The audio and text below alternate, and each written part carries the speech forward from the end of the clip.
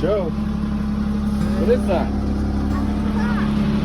So in this video, I'm going to walk you through some of the process I'm going through to raise the ceiling height on the second floor, which is where the master bedroom and bathroom are going to be.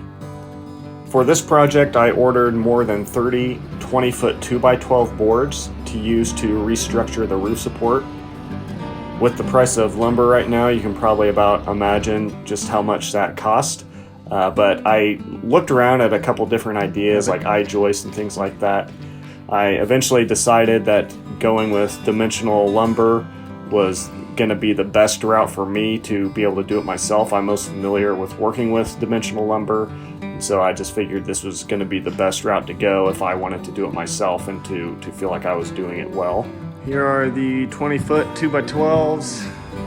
So we had Menards deliver a big load of these 20-foot 2x12s, and each one of these was really heavy, so fortunately I had some help getting them all carried inside. Today I'm working on the ceilings in the master bedroom. Basically what's going on is these trusses come down to where the ceiling height up here is very low. We're on the second floor, and this is where the master bedroom, master bathroom is going to be. And so this is about a 6 foot, maybe 6.5, pretty short ceilings. And so had to figure out a way to raise these. So what I'm basically doing is I'm going to take out this here is a truss system that is made up of the top portion is a 2x8, and then down here is a 2x6. So I knew that in order to add ceiling height, I was going to have to eliminate the lower portion of the existing truss. I knew that I was dealing with a 20-foot span of roof that I had to figure out how to support, and so I did have multiple contractors and even a structural engineer come in and they took a look at the space, and I ran my ideas by them just to make sure that what I was planning to do would work and would be safe and that I wasn't going to end up collapsing the roof on us. So to start off, the first thing I did was to use some makeshift 2x4 supports to attach to the top 2x8 section of the truss. I did this and just then braced it up against the floor just to make sure that when I removed the lower portion of the truss that the roof didn't sag at all.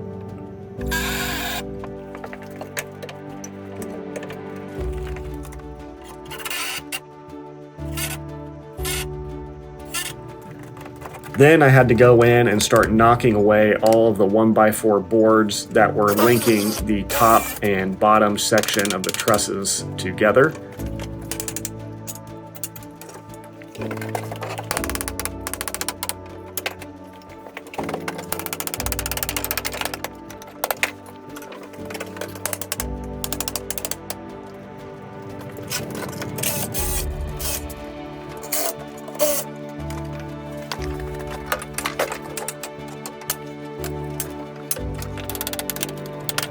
Once I had everything knocked away and the trusses completely separated from each other, I was able to then go in and start cutting loose the 2x6 on both ends. Once the 2x6 was loose, I removed it, knocking it out away from the beam and detaching it from the wall.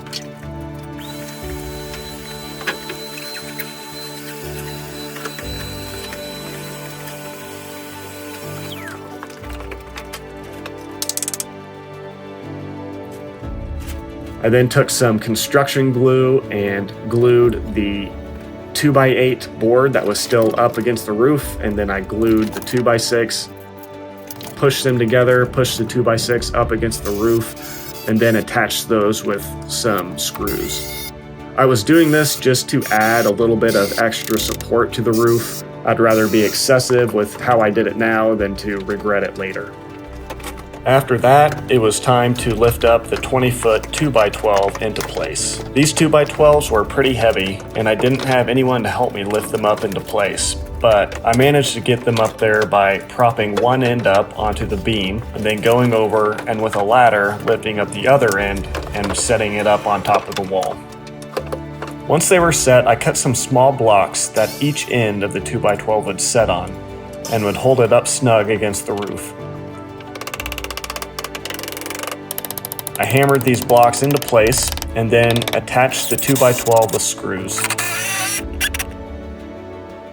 After that, I cut another short 2x4 that would fit up against the 2x12, and I screwed that directly to it.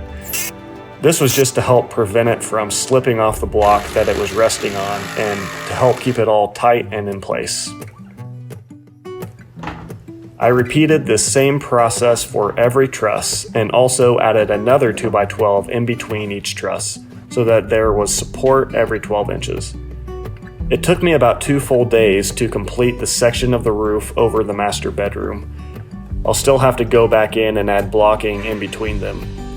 And so here is what it looks like now after I've finished this section. I will have to go in and add blocking in between these still.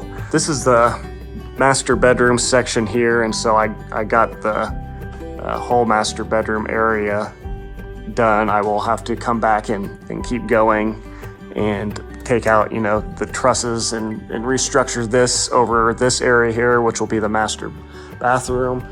But yeah, I feel pretty good about at least the strength of it. I'm not entirely sure how I'm going to finish this out, but it did definitely add some height. So yeah, this is what I did to just add some ceiling height in here. Yeah, I'll be adding more videos and updates definitely as soon as we start back up in here, which I hope to do soon.